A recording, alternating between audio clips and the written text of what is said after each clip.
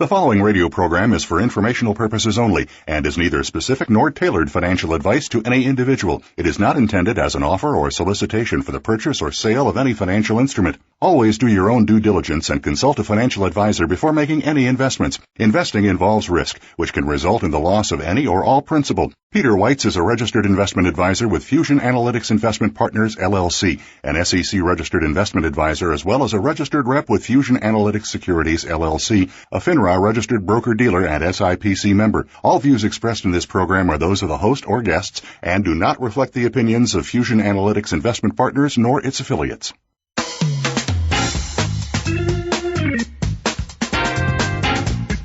Your investments. How secure are you that they are secure? Do you want to know more about investing, retirement, and moving to the next level in business? Welcome to In Black and Whites, featuring host Peter Weitz. Our program will answer all of the questions about your future and so much more. It's all about smart business and smarter investing. Now, here is your host, Peter Weitz. Hi, thanks. Welcome back to this week's edition of the In Black and Whites radio program. I'm your host, Peter Weitz. Today we've got a great show. I've entitled it Social Insecurity, and I just want to start the show off by just saying that when we get to our guest in just a moment, he's going to discuss that the Social Security system should be bankrupt by the end of 2015. And for those that are listening, happy April Fool's Day from us here at the In Black and Whites radio program. But we'll get into that in a little bit later.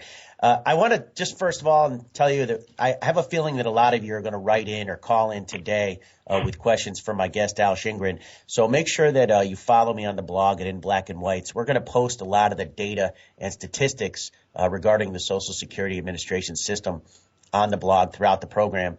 I'll also be tweeting some of the data that Al discusses throughout the program. So you can follow me at Peter Weitz. You can hit me up on LinkedIn at peter.weitz or on our Facebook page at inblackandwhites.com. Quick thanks to our sponsors, Retzel and Andrus, the law firm, great guest last week, Joel Mayerson, Stephen Douglas, the search firm, and today's special guest at American Century Investments. So I want to begin the program by introducing my guest today. I'm pleased to have a really good friend and probably, in my opinion, one of the best retirement experts that I've ever come across. And for those of you that know and have listened to the show, you know that I spend a vast majority of my time dealing with 401k and retirement plans, and Al is certainly an expert in that regard. But as a follow-on, Al has had to become an expert on Social Security in that more people are relying on that as a retirement benefit than they are in actually saving. So let me give you a quick history of Al Shingren, my guest. He's a vice president of I'm going to call it the Retirement Practice Group at American Century Investments in Kansas City. And Al's expertise is in 401k plans and retirement resources, and he's responsible for putting together presentations and brochures and white papers on topics that are related to all kinds of retirement plans, expenses, fiduciary responsibility, legislation, and the like.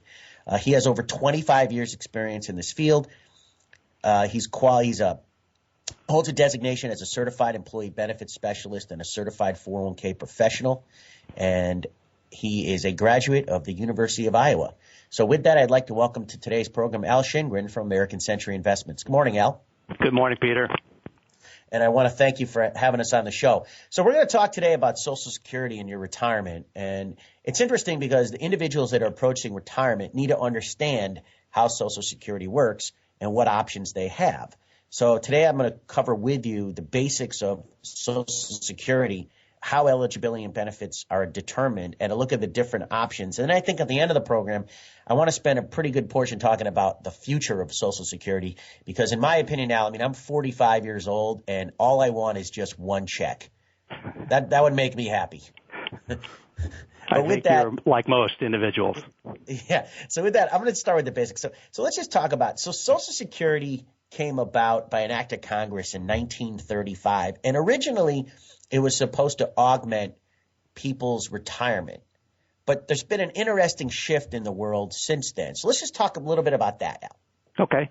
So obviously it started in 1935 by an act of Congress. And when it originated, I think it's always interesting, I kind of quote these statistics, that the average life expectancy for men was just under age 60 and for women just under age 64. And you didn't receive benefits until age 65. So it's interesting to me that clearly they didn't have life expectancies of the range they do today, which kind of leads into our funding issues that we have currently. But when it was originated in 1935, it just covered retirement. And so that didn't really begin until actually taxes started in 1937. The first monthly payments occurred in 1940, and then spousal benefits were written in 1939, and then the disability piece of this was actually written in as a law in 1956. So we've expanded the program dramatically over the years. I think if you just look at the numbers of people that are currently receiving Social Security, there's about 37 million retired workers that receive Social Security benefits today, as well as 9 million disabled workers, 11 million widows and spouses, and children under age 18. So that's a pretty significant group. But when you talk to individuals about what they know about Social Security and when they basically could be taking those benefits, over half the individuals start as soon as they can, and about 70% actually receive benefits prior to age 65. So it's interesting that people aren't waiting. They're not really understanding what their options are, and we're going to cover that here in a little bit. But I think another interesting survey that I came across last week was by AARP. They did a survey in 2012 of individuals aged 52 to age 70, and they asked them basic questions about Social Security to gauge how well they understood the program. And one-third correctly could identify how much their benefits increased by delaying their claim. Only 7% could identify the number of work years that it took to qualify for Social Security. And 71% believed that an earnings test, which we'll talk about here more in a little bit, was a permanent reduction to their Social Security payments. So a lot of misconceptions about how the program was designed, how you can take advantage of those programs, and I think it's very important for individuals to understand prior to retirement what their options are so they can plan accordingly. Use an advisor to help stage their other assets to allow them some flexibility in terms of when they actually receive Social Security. I want to make sure that the listeners understand the amazing change in the system. So because you made a great point, Al, when Social Security first came out, the average life expectancy was about 64 for women and 60 for men, and benefits didn't actually start paying until age 65. So, of course, the system was extremely healthy then because the average life expectancy ended prior to them paying out benefits. That's correct. And that is going to be a great lead-in as to where the problems begin with the Social Security system as it stands today. So all these people are eligible, right? What are some of the requirements of eligibility to receive Social Security? So if we kind of cover the basics in terms of some of the terms involved with Social Security and how you can determine what you're eligible to receive, let me just kind of give you the basic background so your listeners can understand the terms that are used by the Social Security Administration, how you're eligible, and what that means in terms of your potential benefits that you receive on an ongoing basis in retirement. Initially, in order to be eligible for Social Security, you receive credits for earnings received during the year. And for 2014, if you receive $1,200 in earnings, you get one credit. So up to $4,800 per year for the year, you have 4 credits, which is the maximum you can receive in a single year. And to be fully eligible for Social Security, you need to have accrued 40 credits worth of earnings history. So that typically would be 10 years. It could be a little bit longer depending on your earnings history, but that sets the bar for who's eligible to receive Social Security. What the Social Security Administration then does is, if you remember back prior to 2011, everyone received a Social Security statement that actually showed your past earnings history. And then in 2011, they stopped sending those out to individuals that were less than age 60, but you can always call in and get that statement sent to you currently. But they track 35 years worth of what they call indexed earnings. So they track each earning year for 35 years. They take the highest 35 years to help determine what that monthly benefit amount will be at retirement. So it's called an averaged indexed monthly earnings, and it's called indexed because it is actually prorated into current dollars. So they take the earning period from 35 years ago, and they apply a factor to that to kind of move it up into today's dollars equivalent, and that's how they come up with that number. So that's the AIME, which is an important calculation to understand and number to realize, because that's how they begin with that calculation for your monthly amount. Now, the monthly amount is actually called your primary insurance amount, so it's PIA, and that's the terminology that they would use. So if you go out to the Social Security website and you can log into that system, and it'll actually tell you what your projected amount will be. But the calculation really, there's a 3-tier calculation with different percentages associated with that. The percentages are set by statute, so they don't change. But the dollar amounts and the ranges do, depending on the inflation adjustment from year to year. So not to go into too much detail about that unless you're interested in hearing about that, but that's how they calculate that benefit. It's based on your average index monthly earnings. Calculations applied to that to come up with your primary insurance amount. And as an individual that has 40 credits and using that 35-year time frame, that's how they calculate that amount. So I think it's important to know that's how your benefit's calculated. But remember, there's also additional benefits associated with Social Security. So spouses are eligible. Actually, former spouses are eligible for earnings as well. And then there's a survivor benefit that ties into that. Yeah, so obviously this calculation is very complicated, and no one really knows, but there is a basis to how they come up with that number. And Al, you briefly described it. I'm going to actually post a little bit of the data on that calculation up on the blog so people can get a better handle on that. So basically here's where we are. So we know Social Security has started in the 1930s. It used to be heavily well-funded because people were not living as long until their benefit paid out. But the government's continued to make a standard calculation into the Social Security. And real briefly, Al, before we get into some of how the system works and how the benefits are paid, has the system or has Social Security changed at all the way they calculate the benefit since 1935?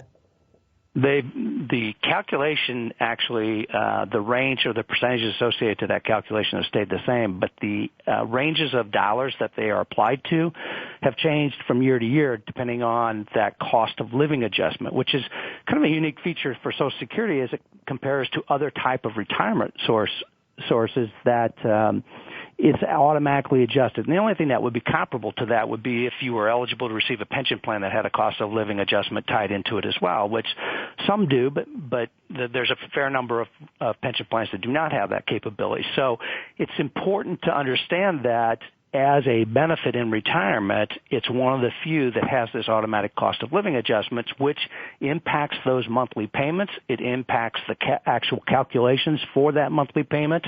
And, of course, the full retirement age also impacts those dollar amounts as well. And originally when we said it started in 1935, that was set at age 65.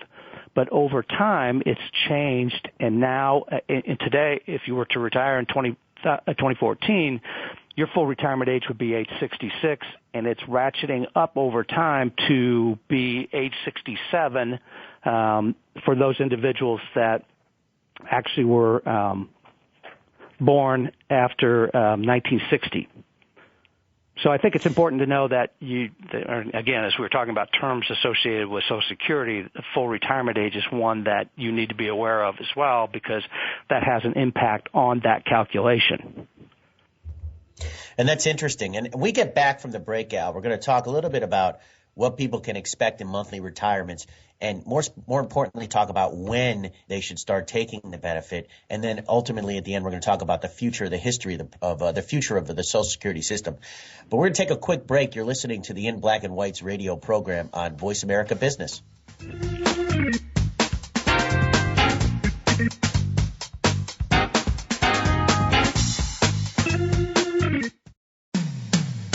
When it comes to business, you'll find the experts here. Voice America Business Network. Climbing Mount Everest is an amazing feat, and many have died trying to do so. However, more people have died descending Mount Everest than in reaching the summit. Part of the problem may be that people are so focused on reaching their objective that they fail to plan appropriately for what they will do or should be prepared for afterward. Similarly, people are so focused on saving for retirement and reaching retirement that they fail to plan appropriately for what they will encounter once they have actually retired. With 1 out of every 4 65-year-olds today living past the age of 90, you may be retired longer than you are actually working. Have you devised a plan, process, and discipline to ensure that you will not run out of money? If you are not sure what to do, then simply contact Peter Weitz and his retirement team at Fusion Analytics. We help manage human emotions using 3 proprietary investment techniques. Our job is to evaluate the forces that the typical investor can't see so that wealth is preserved and not lost. Find out more at inblackandwhites.com. Weitz is spelled W-E-I-T-Z.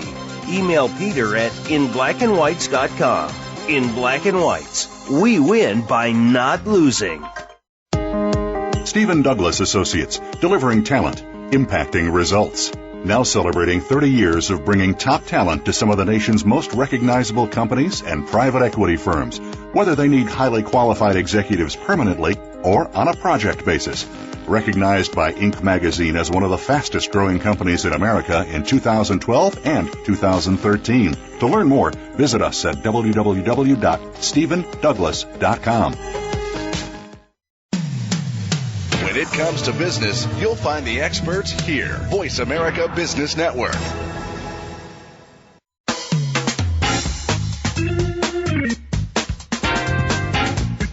You are listening to In Black and Whites. To reach Peter Weitz or his guest today, please call 1-866-472-5790. That's 1-866-472-5790. You may also send an email to peter@inblackandwhites.com. Weitz is spelled W-E-I-T-Z. Email Peter at inblackandwhites.com. Now, back to this week's program. Hi, thanks. Welcome back to the program. I'm your host, Peter Weitz. We're joined today by, I call him Social Security guru, Al Shingren from American Century Investments. And prior to the break, Al was giving a brief history of how Social Security came about and sort of how you can expect your benefits to be calculated. We're going to spend a little bit of time talking about what you can expect when you retire in terms of benefits, and then spend the vast majority of the show talking about when you should decide to take your benefit and ultimately the future of Social Security as a whole. So, Al, real briefly, touch for me on, expectations of retirement, what the maximum amount people can expect to get, and so forth. Well, let me give you kind of a quick overview of what the maximum benefit amount is as for 2014, and then kind of run through some averages for you and kind of briefly touch on what those replacement values would be, because a lot of times in retirement we talk about replacement value to current earnings and what that provides. So initially, let's go through those numbers. So the maximum calculation based on that PIA formula for 2014 is $2,642. Now, what that means is that you would have had to have been at the taxable wage base for almost the entire 35-year period to be eligible to receive that maximum benefit. For most individuals, that's not the case. An average retired worker for 2014, the average benefit is about $1,294, which is $15,500 approximately. The average widowed spouse, age 60 or older, is $1,243, and that's just under $15,000 a year. The average benefit for disabled workers is $1,148, and a disabled worker with spouse or one or more children on average is about $1,943. So a total for year about $23,300. So you can see that those numbers are relatively small. And if we talk about replacement values for an individual that, and these are Social Security Administration's calculations based on the national average wage, which is for 2013 was $44,826. That's the national average. And that replacement value is about 43%. So Social Security could replace about 43%. If you're in the low group, that replacement value is 58%. And if you were in that maximum calculation, your replacement value is only 27%. So those numbers change from year to year depending on what those ranges become on the averages and the maximums, but that's what you could expect in retirement. So think about in terms of what you need to do to plan for your total and retirement income, and Social Security is a good start to that program, but clearly not intended to fund that whole gap. So let's talk a little bit about what you can expect and kind of lead into that conversation of when to start. And let me just kind of walk briefly through spousal benefits and survivor benefits, because that adds into the determination of when's the best time to start receiving Social Security, because a consideration for your spouse would be significant in depending on kind of what your expectations are and kind of what your earnings ranges are between the two.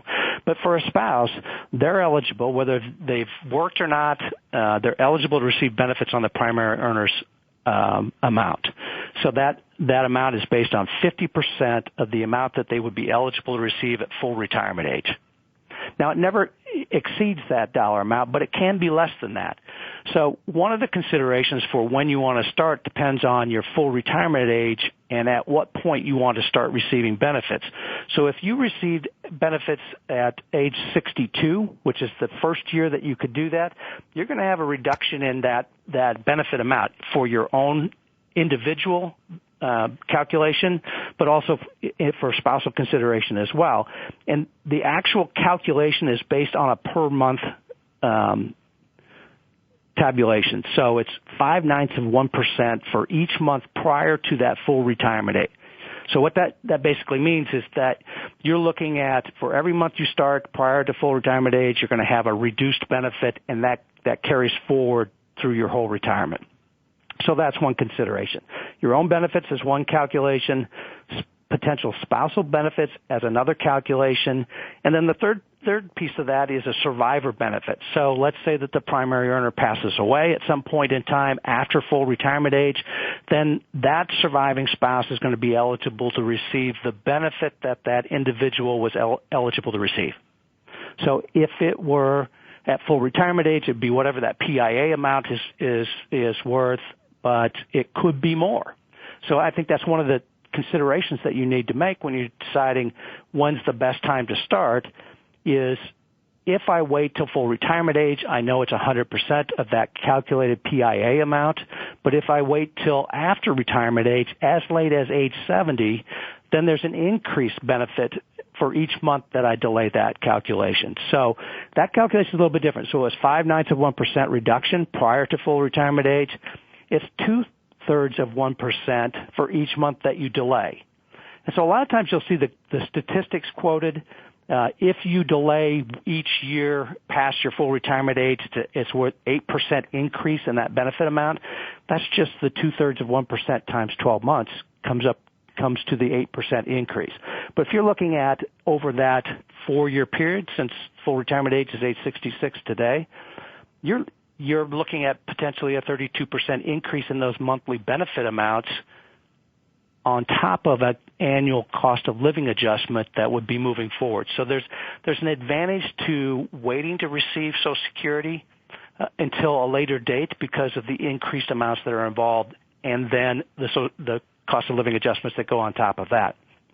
So we've talked about, I've kind of briefly talked about your own individual benefit, talked about spousal benefits, talked about survivor benefits, and that all plays into the decision of when to start. And we can talk kind of briefly about when that time frame would be, but I wanted to make sure that Peter, I've covered kind of those basics in terms of what the different benefits are. Yeah, and you have it. And I got a question for you on that, Al, because this just came in from an email. But here's the question. So you obviously understand what happens to a benefit based upon the date that you begin to take your benefit from Social Security. But where can people turn to speak to someone like you to understand all the mechanics of what it's going to do and how is it impact? Does the website at Social Security do that, or is there experts out there? I'm certainly not a Social Security expert, but I'm wondering if there are.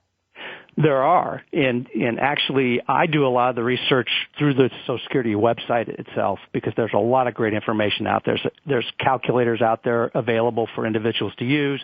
A lot of question and answers are provided through their website. You can use their website to actually sign up for Social Security.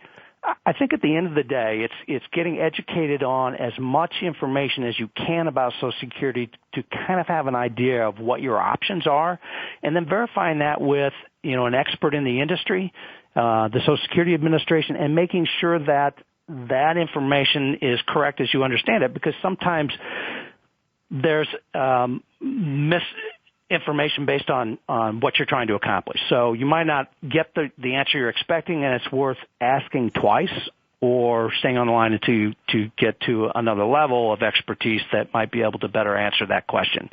So there are experts out there. There are actually websites that have a Social Security calculation that help maximize what benefit you could receive for Social Security. So two options. The Social Security website, which is great. AARP has a website that has additional information relative to Social Security. There are others. If you Google Social Security calculators, you'll come up with a list of those. Some are free. Some have a marginal fee associated with that calculation. But they're all great places to start in terms of understanding when the best place to start receiving Social Security. That's great. And, we're going to take a quick break. When we get back from the break, Al, we're going to just talk one or two more minutes about, when you should start to take your benefits. And then we're going to talk about the future of the Social Security system as a whole. With that, you're listening to the In Black and White's radio program. We'll be back in just a minute.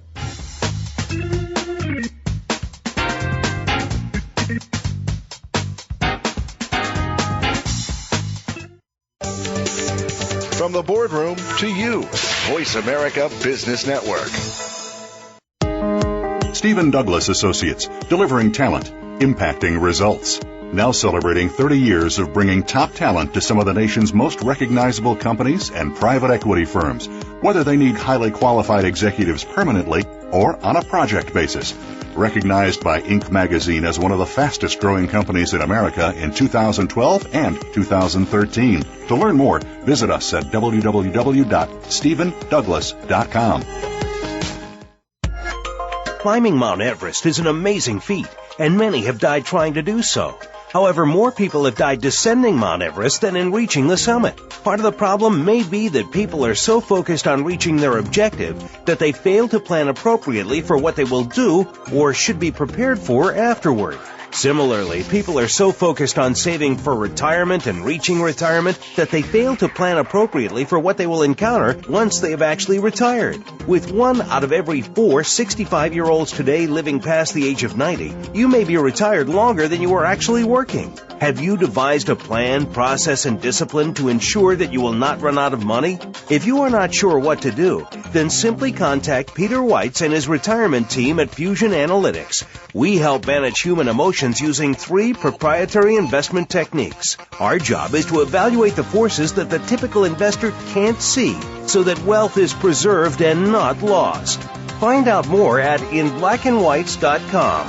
Weitz is spelled Weitz. Email Peter at inblackandwhites.com. In Black and Whites, we win by not losing. Voice America Business Network, the bottom line in business.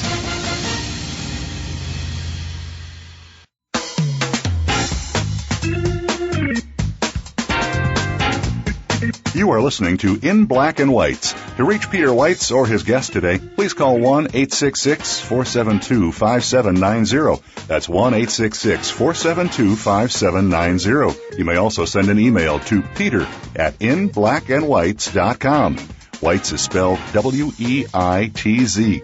Email Peter at inblackandwhites.com. Now, back to this week's program. Hi, thanks. Welcome back to the program. I'm your host, Peter Weitz. We're talking today with Al Shingren, a Social Security and retirement expert from American Century Investments. And prior to the break, we were talking about some of the things people can do to maximize their benefits. And there's some techniques that I don't think the world is aware of with regards to Social Security. And we're going to just touch on a couple. But, Al and I were talking at the break, and this is something I'm not aware of. But There is a mechanism out there, and Al's going to talk about it. It's called file and suspend, where you actually can turn your Social Security benefits on, but then if you decide you don't necessarily need them, you can turn the benefit off and suspend it and increase your benefit base, which, Al, I don't know how many people know about that, but if you could expand on it, I think that's awesome. Great, I'd be happy to. And I think you're right. There's not very many people that understand that. And so I'll give you, typically when we talk about file and suspend, it's a technique we use where there's a husband and wife involved and they're looking at trying to maximize their payments between the two of them. And we use that as a way to start one benefit and not receive payments, or file rather and not receive payments, so that the spouse can pick up their spousal benefits. But to your example, it is possible to start receiving Social Security payments at age 62, and then at full retirement age, which is age 66 today, suspend those payments, no longer receive them, and then wait till age 70 to start receiving those again, which would then basically build back up those payments to be almost the equivalent of what you would have been eligible to receive at full retirement age.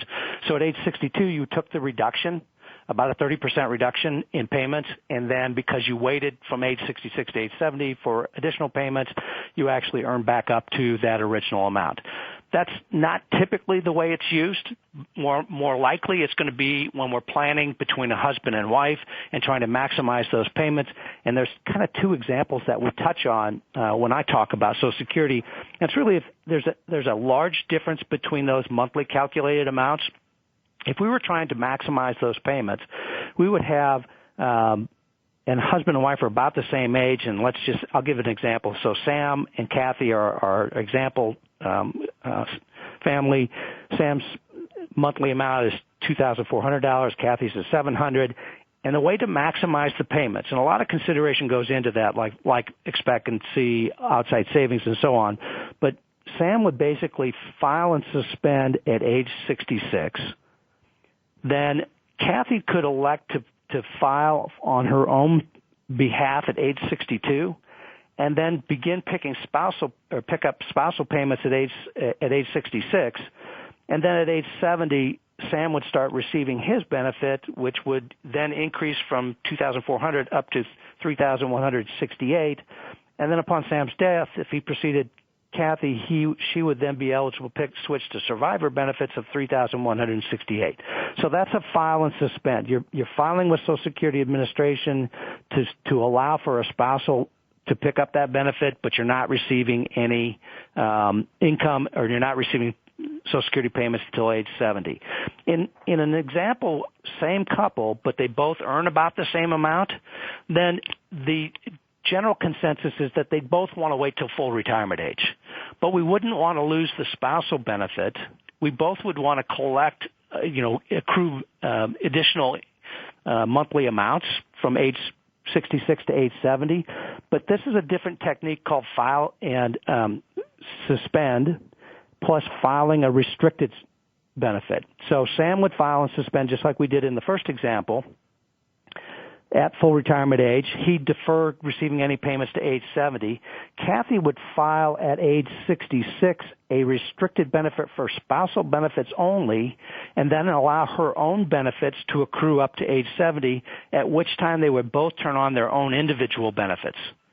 So if I gave you the example of Sam having $2,400, his benefit at age 70 is still $3,168.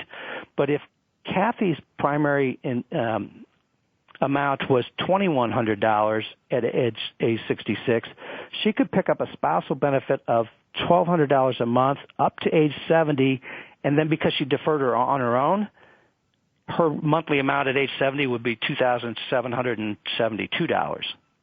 So they've maximized those payments by using a file and suspend for Sam's benefit and filing a restricted status on Kathy's benefit. Now, that's only available at full retirement age or after. Prior to that, if she files on behalf of her own benefit, it's called deemed filing, and they file her benefit first and then pick up the difference between her benefit and spousal benefit. And that last example probably wouldn't be much of a difference there. So does that make sense in terms of those? There are some other considerations as well when you're deciding when to start receiving Social Security. There's an earnings test that if you start receiving Social Security at age 62 and you're still working, you are going to be subject to some reduction in Social Security benefit based on how many dollars that you earned during the year. So that's a calculation to be aware of. It goes away at full retirement age, so after full retirement age you don't have that earnings restriction. The other thing that I want to point out quickly is that Social Security payments are also subject to income tax, depending on what income range you're in. So be aware that you have some other potential reductions or tax implications to Social Security, and it's worth taking a look at all of those. And then I got one other question for you too, Alan. And I'm sure this is possible, but no one knows. But let's suppose I start taking a Social Security benefit, and I decided that I'm going to continue working, and I don't necessarily need the benefit. Is there a way I can start again? I think there's an opportunity. It used to be called the do-over option. Actually, it still is called the do-over option, but it was the ability to actually pay back all of your Social Security payments and then start them at a later date. So the example you started receiving Social Security at age 62, and then at age, you could basically at age 70 pay that money all back to Social Security Administration and then reset your monthly amount to that age 70. Well, in effect, that was an interest-free loan. And in 2010, the Social Security Administration decided that it wasn't such a good deal for them, and they built an additional restriction on that, basically saying that you still have that do-over option, but it has to be filed within the first 12 months of receiving Social Security. So if you started at age 62, during that first 12 months you decided you didn't need those dollars, you could actually pay those back to the Social Security Administration and then wait to some later date to restart those monthly payments. Well, I can tell you, Al, so far, based upon this conversation, and I expected it to be no different, I am completely and thoroughly confused because it's so complicated and convoluted, but yet you seem to be able to, dig your way through it. I'm going to offer out to all the listeners that if you do have specific questions, because every question is going to obviously relate to you personally, feel free to email into the show at peter@inblackandwhites.com. I will make sure I get all the questions over to Al, and Al will be happy to answer them because everybody's case is going to be different. So with that, I want to lead into the last piece and something that's obviously the most important to me, and it's going to be the most important of the Generation X and Generation Y people, but the future of the Social Security system. And you've got some pretty staggering statistics on that, Al, but there's been a lot of discussion regarding its future, and just give me some general comments about that. I think it's interesting because every year the Social Security Administration puts out an annual report, the Trustees Report, and for 2013, there are numbers that change with that. It's a 75-year projection of revenue and expense for Social Security Administration. And what they've determined, if we probably didn't talk about it, but Social Security is funded by a payroll tax. In today's environment, it is 12.4% of wages, split evenly between the employer and the employee. And that revenue, up until 2009, was sufficient to cover all the Social Security payments. So we were actually collecting more money than what we actually paid out for the Social Security, and that then was invested in a trust fund. So the numbers have changed a little bit over the last year, but I think the most current one says somewhere around 2022 to 23 that expenditures for Social Security are going to exceed the tax revenue plus the interest for out of the trust funds. So in addition to tax receipts plus the interest on that funded trust fund or on the trust dollars are going to not be sufficient to cover those payments, which means the trust fund's going to start to be depleted. And the projection based on the last report says that in 2033 the trust fund's going to be gone, and the only dollars that are going to be eligible or available to fund Social Security are tax receipts. And based on that report, there's only 77% of total tax expenditures that they'll have available to cover those. So if nothing happens in Washington between now and 2033, across the board, there'll be a 23% reduction in Social Security payments. Now, I think that's unlikely to happen. So there are a number of options that they can look at in terms of how they can fill that funding gap. And I think probably the most often quoted is the Bowles-Simpson report that was created in 2010 that looked at how Social Security could be restructured to make it permanently funded. And there are a number of different options. And I say it's a lot like a home budget. If you're spending more money than you're making, you only have two options. You either spend less or you generate more income. And as it relates to Social Security, spending less means they're going to have to restrict benefits, and creating more income means they're going to have to increase taxes. So if I go through the Bowles-Simpson report goes through 10 different examples, but I'm going to start with the ones that I think are most likely, and we can talk about some of those in greater detail. But if they want to increase funding for that, they're going to have to look at increasing taxes, and quite frankly, they could just increase the payroll tax. And they could do it by increasing it by small amounts. So 0.1% for the next 20 years to have an overall increase of 2% over that period of time would probably be sufficient to cover that payment gap so that we would have full funding. The other option really would be to increase the taxable wage base. So for 2014, that's $117,000.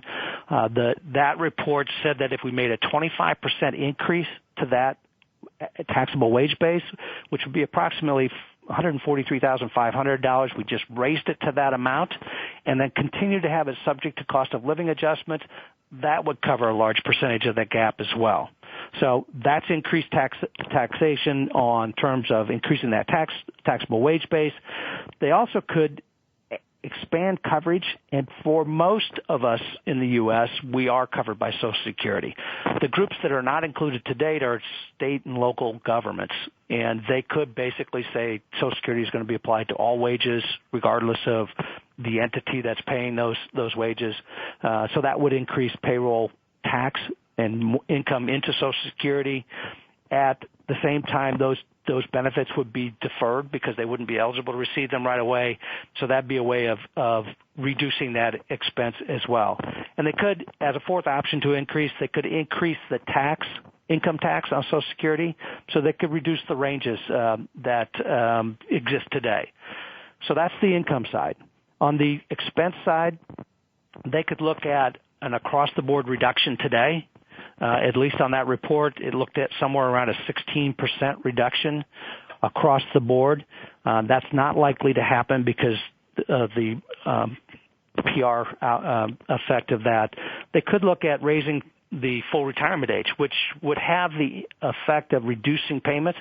If you took your initial Social Security payment at age 62, but your full retirement age was 71 or 72, that potentially causes a reduced payment over time. So in my mind, that's probably one that's higher on the list in terms of likely to be implemented. The other thing is they could change the benefit formula, and that gets more technical. They could look at expanding the bend point. So today there's three different salary levels for that average index monthly amount that they apply a ratio to.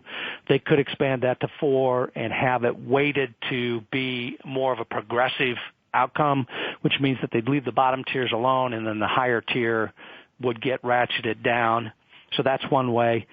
One that was actually in the budget, the president's budget last year, but was pulled out in the most recent budget, was changing the cost of living adjustment. So today it's based on CPIW, which for last year I think was 1.5% increase for 2014. If they increased it to what's called a chained CPI, which makes an adjustment for the fact that people, if prices go up, people make adjustments and buy less of. So let's say, for example, the cost of steaks go up, then potentially they might switch to chicken or something that would be less expensive, and that's just an example. But that would have that increase be less over time, which would reduce benefits.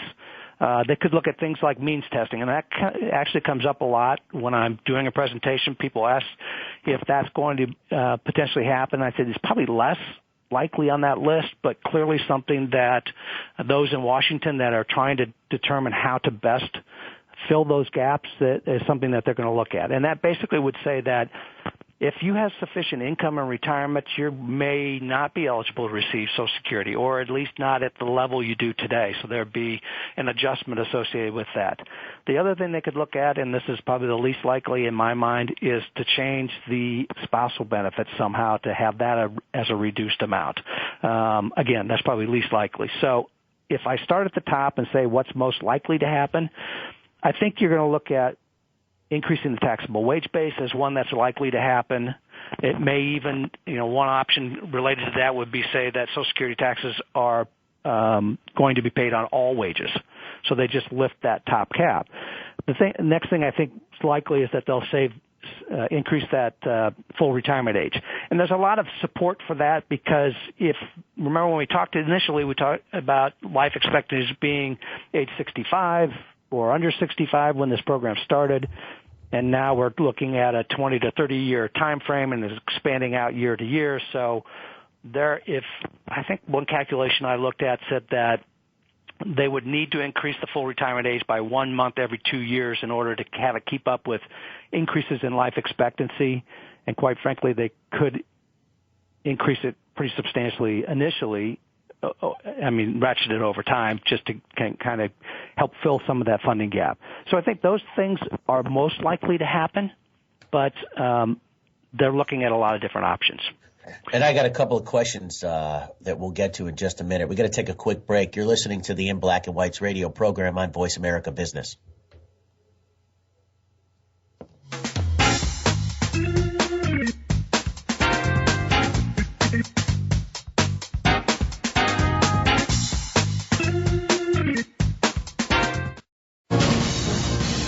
Voice America Business Network, the bottom line in business.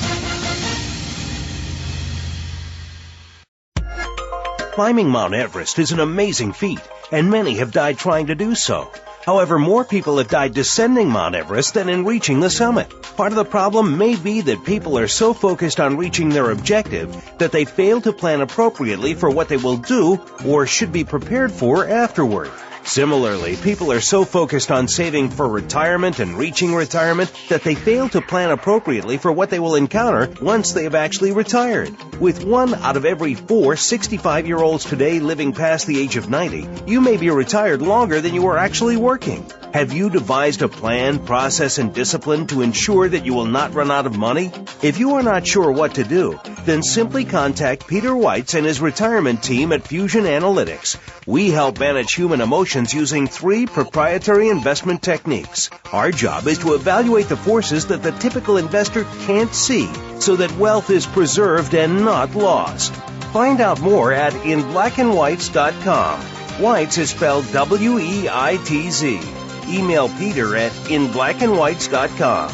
In Black and Whites, we win by not losing. Stephen Douglas Associates, delivering talent, impacting results. Now celebrating 30 years of bringing top talent to some of the nation's most recognizable companies and private equity firms, whether they need highly qualified executives permanently or on a project basis. Recognized by Inc. magazine as one of the fastest growing companies in America in 2012 and 2013. To learn more, visit us at www.stephendouglas.com. The business community's first choice in Internet Talk Radio. Voice America Business Network.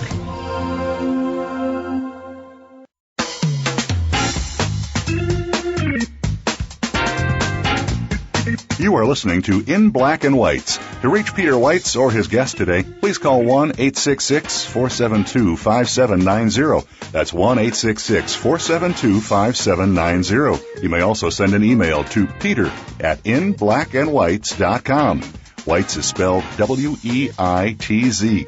Email Peter at inblackandwhites.com. Now, back to this week's program. Hi, thanks, and welcome back to the program. I'm your host, Peter Weitz. We've been joined today by industry expert calculating Social Security benefits and when you should decide to take those benefits. And we spent a little bit of the show talking about what's going to go on to preserve the integrity of the Social Security system in the future, particularly for Generation X and Y-ers like myself. But Al, you made a comment in the beginning of the the show that talked about life expectancy and the payout of Social Security. And you said that when the Social Security system was first established, life expectancy for a man was 59.9 years old and a woman was 63.9, but yet Social Security did not pay benefits until age 65. So obviously using those mathematical computations, you know that the integrity of the system is going to be intact forever because the vast majority of the people are going to not live prior to when they get their payout from Social Security. But now the average life expectancy is, what is it?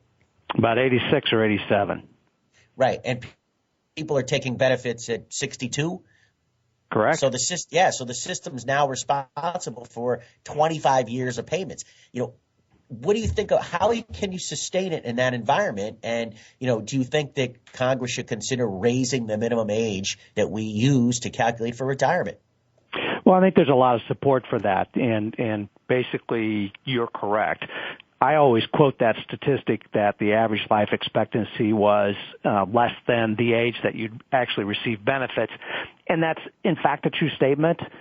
There was a bit of difference if you lived beyond age 20 that it was a little bit longer than that, so you were actually eligible to receive benefits for most individuals. But again, the funding period was maybe 3 to 5 years at most, and today we're looking at 22, 25, 30 years. People are living into their 90s, so it could be, 25 or 30, even longer. And so I think there's a lot of support for potentially increasing the full retirement age. So for those individuals born after 1960, that maybe that number becomes age 68, age 69, age 70, coupled with the fact that people are working longer and generally speaking, in better health. So we could say that they have a longer potential to work longer in their lives. So that would be one way that they could fill some of that gap. I think it's going to take multiple options to solve that funding issue. We're going to be looking at increasing income levels, income for Social Security, which means we're probably going to be looking at changing that tax rate or looking at changing that cost of living just to make up some of that gap, coupled with increasing the full retirement age. Most likely to happen in my mind. Nothing pending in Congress today, but all these topics are being discussed in Washington. Committees are reviewing this information, and something needs to be done, and sooner the better. And obviously, something will most likely get done. Look, we could go on, and Al, this is a tough show because there's so much material to cover in an hour. And I think we barely scratched the surface on, what's available and what options are available to people that want to take Social Security. I saw an interesting statistic. I'm going to throw it out there. I don't know if we'll have a lot of time to comment on it, but it was just that it's the amount of people that rely on the money that comes in Social Security has gone up like tenfold since the system first came out. And, that to me is another way. With all these people that are going to be retiring under the baby boom era, I just can't figure mathematically how that's going to work.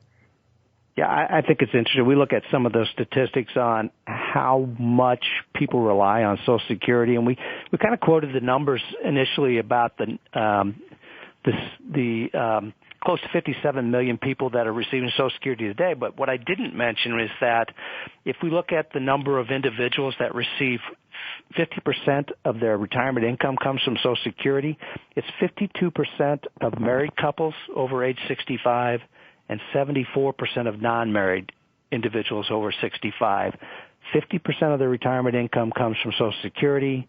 If we look at that number, at 90% or greater of their retirement income comes from Social Security, then it's 22% of married couples over age 65, 45% of non-married couples where 90% of their income comes from Social Security.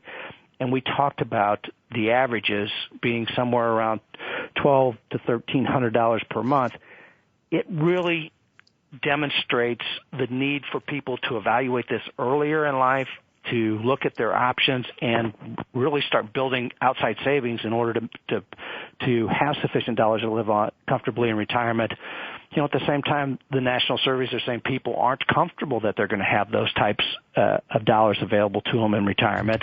I think that there's an opportunity for people to get with experts in Social Security, experts in retirement planning, to build a better plan to make sure that you have all the options covered, that you understand what you can do, and the earlier you start, the better off you're going to be. I really appreciate that, and thank you for being on the program. Obviously, this is a very complicated topic. I expect many of you to email us in, and I'm hoping, Al, you'll be more than happy to share a response for the people that email in after the program ends. Absolutely. But again, thank you for being and I thank you for being on the show. It's a great program. I'd like to thank again our sponsors, American Century Investments, Stephen Douglas and Associates, and the law firm of Retzel and Andrus. You're listening to the In Black and Whites radio program. Make it a great week.